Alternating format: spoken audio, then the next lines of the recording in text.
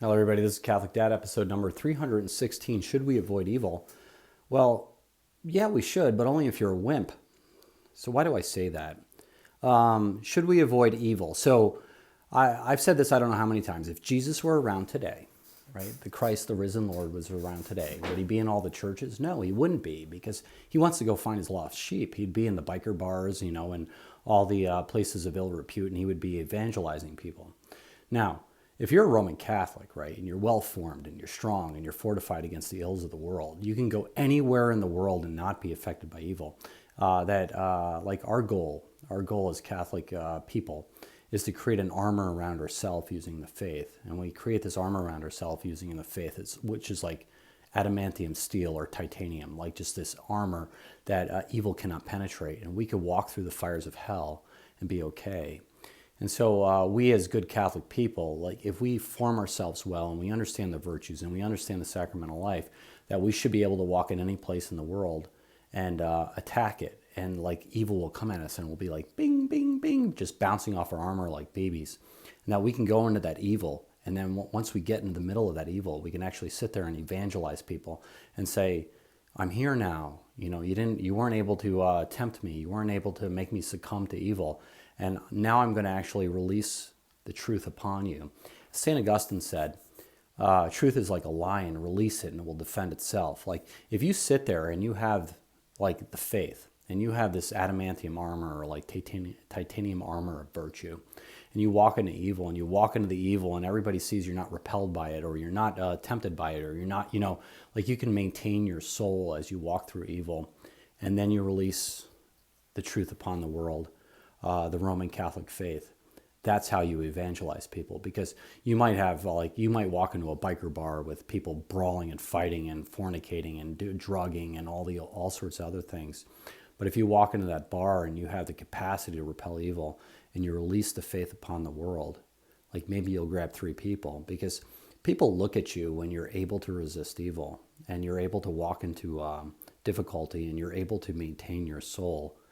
And that's how you evangelize people, because they look at you and they say to themselves, I want what that person has.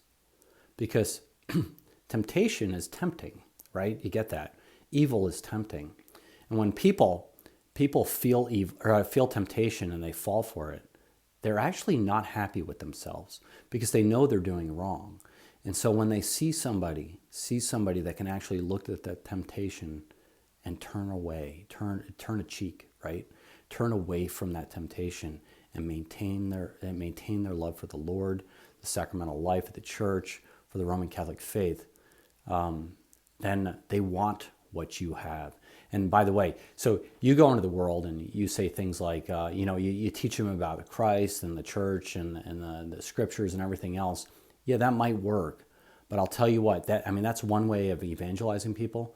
But another way of evangelizing people is walking into the world, into the fires of hell, right into the devil's den, right, and literally standing there unaffected by the evil and the temptation around you, and speaking the truth, and then people will look at you and say, I want what that person has.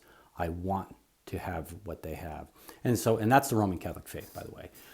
If you can do that, you can evangelize the world. And so, by the way, when I say should we avoid evil? Well, only if you're weak.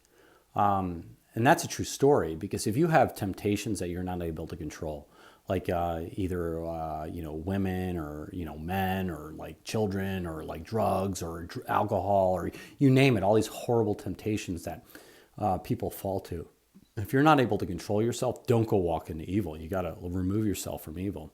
And the goal is this, that you have to live a prayer life, and you have to live a sacramental life at the church, and you have to go to confession, and you have to habituate good behavior and turn your life toward the Lord. And if you do that, you can fortify yourself.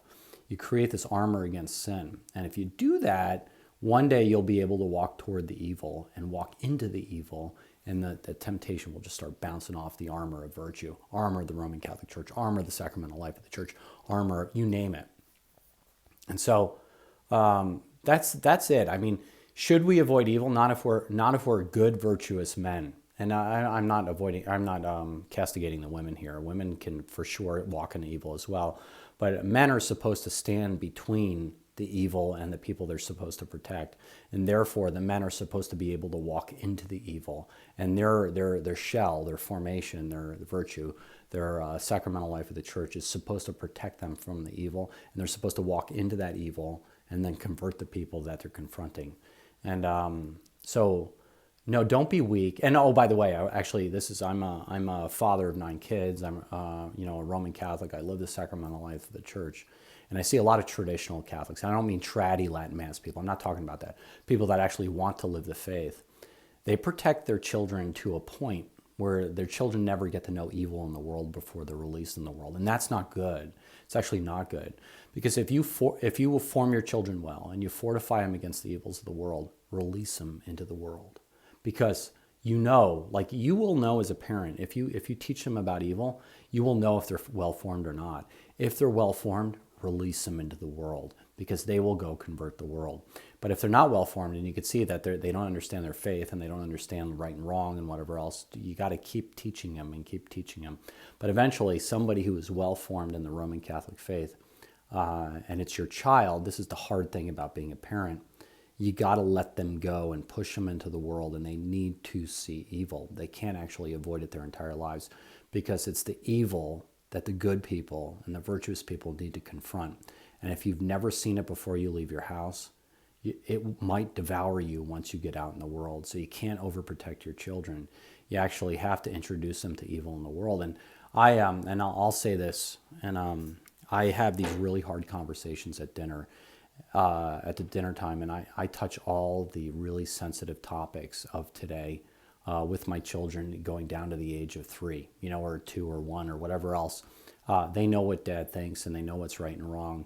And I must say, so far, I think I'm pretty impressed that these kids, by the time they get to the age of majority, they're warriors for Christ. And I'm impressed with them. They're way more well-formed than I ever was. And I never, ever, ever worry about them confronting evil, because I know they're going to make the right decision. And I know they're actually going to be the ones to actually weaken evil. They go in there and tell temptation, get the heck out of my face. I'm going to teach you about right. I'm going to release the truth upon you, and the truth will convert you. And so this is Catholic Dad making you think about it. Please like or subscribe, get the Mass, and pray the Daily Rosary. God bless you all. Don't avoid evil. Form yourself against it. Fortify yourself against the world, and become great.